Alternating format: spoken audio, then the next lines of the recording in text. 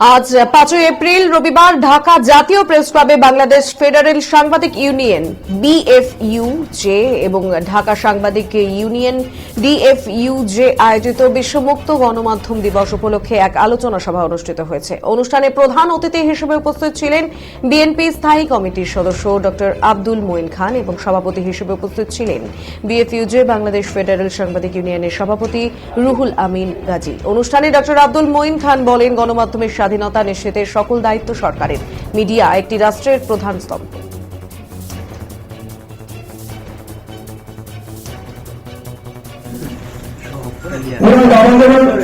সকল পত্রিকা বন্ধ করে চাকরি রেখেছিলেন সরকারি গণমাধ্যম।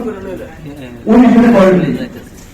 উনি এসে ওনার দলীয় লোকদের দিয়ে সমস্ত দিয়ে তৈরি করেছেন।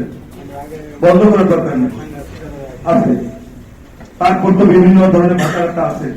মোটামুটি সাংবাদিকরা নিয়ন্ত্রণ থাকলে আজকে সাংবাদিকরা সবচেয়ে ব্যক্তি আর্থিক সংকটে জড়িত। সাংবাদিকরা সকল ক্ষেত্রে নিরাপত্তার জন্য হচ্ছে বন্ধুগণ। সাংবাদিকরা তার জীবনের নিরাপত্তায় সবসময় সংকটে থাকে। 1, 2, 3 আমি বলেছি, king, the nobility of the people. তারপরে চতুর্থ হচ্ছে সংবাদ মাধ্যম।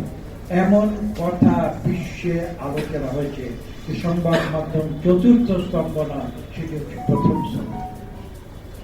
এবং আমি একটা আন্তর্জাতিক সম্মেলনে কথা বলেছিলাম, যে কথাটা আজকে পুনরাবৃত্তি করা প্রয়োজন। সেটা হচ্ছে, the media is powerful, the media is more powerful than the state.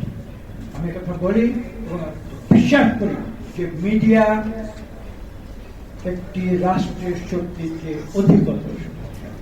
কেন বলছি এই কথা? আমি সেটা ব্যাখ্যা দিয়ে দিচ্ছি।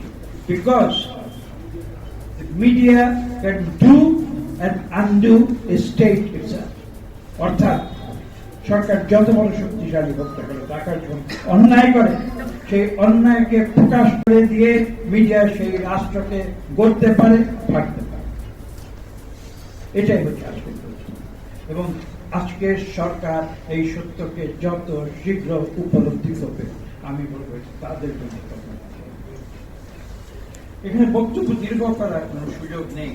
আমার মূল কথাগুলো আমি বলেছি। আমি নির্দিষ্ট উদাহরণে যাব না, যেগুলো আপনারা বিভিন্ন বক্তার মধ্যে ইতিমধ্যে শুনেছেন। এই বাংলাদেশ সৃষ্টি হয়েছে